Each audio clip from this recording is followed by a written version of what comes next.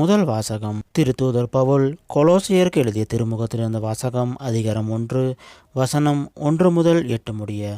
கிறிஸ்துவோடு இணைந்து நம்பிக்கை கொண்டவர்களாய் வாழும் சகோதர சகோதரிகளாகிய கொலோசை நகர இறை மக்களுக்கு கடவுளின் திருவுளத்தால் கிறிஸ்து இயேசுவின் திருத்தூதனாய் இருக்கும் பவுலும் சகோதரர் தீமோத்தேயுவும் எழுதுவது. நம் தந்தையாம் கடவுளிடமிருந்து உங்களுக்கு அருளும் அமைதியும் உரித்தாகுக.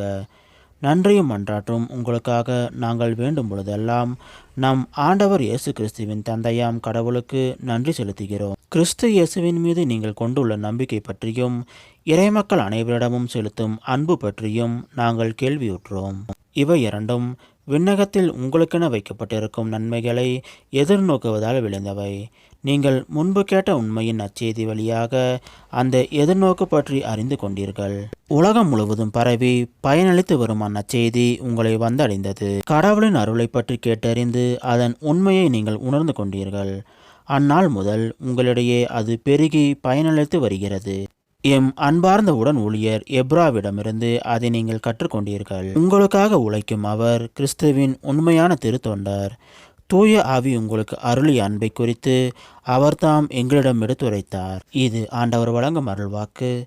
இறைவா உமக்கு நன்றி. இன்றைய நற்செய்தி புனித லூக்கா எழுதிய நற்செய்தியிலிருந்து வாசகம் அதிகாரம் 4 வசனம் 38 முதல் 44 முடிய. அக்காலத்தில் இயேசு தொழுகை கூடத்தை விட்டு சீமோன் வீட்டுக்குள் சென்றார். சீமோனின் மாமியார் கடுங்காய்ச்சலால் துன்புற்ற நிலையில் இருந்தார். அவர்கள் அவருக்காக இயேசுவிடம் வேண்டினார்கள். இயேசு அவர் அருகில் நின்று காய்ச்சலை கடிந்து கொள்ள அது அவரை விட்டு நீங்கிற்று. உடனே அவர் எழுந்து அவர்களுக்கு பணிவிடை செய்தார். கதிரவன் மறையும் நேரத்தில் எல்லாரும் தங்களிடையே பற்பல பிணிகளால் நலம் குன்றி இருந்தோரை அவரிடம் கூட்டி வந்தார்கள். அவர் ஒவ்வொருவர் மேலும் தம் கைகளை வைத்து அவர்களை குணமாக்கினார். பேய்களும் நீர் இறைமகன் என்று கத்திக்கொண்டே பலரிடமிருந்து வெளியேறின. அவர் மெசியா என்று பேய்கள் அறிந்திருந்தபடியால் அவர் அவற்றை அதட்டி பேசவிடாமல் தடுத்தார். பொழுது விடியும் வேளையில் இயேசு தனிமையான ஒரு இடத்துக்கு புறப்பட்டு சென்றார். திரளான மக்கள் அவரை தேடி சென்றனர். அவரிடம் வந்து சேர்ந்ததும் தங்களை விட்டு போகாதவாறு அவரை தடுத்து நிறுத்த பார்த்தனர். அவரோ அவர்களிடம், நான் மற்ற ஊர்களிலும் இறையாட்சியை பற்றி நற்செய்தி அறிவிக்க வேண்டும், இதற்காகவே நான் அனுப்பப்பட்டிருக்கிறேன் என்று சொன்னார். பின்பு அவர் யூதேயாவில் உள்ள தொழுகை கூடங்களில் நற்செய்தியை பறைசாற்றி வந்தார். இது கிறிஸ்து வழங்கும் நற்செய்தி.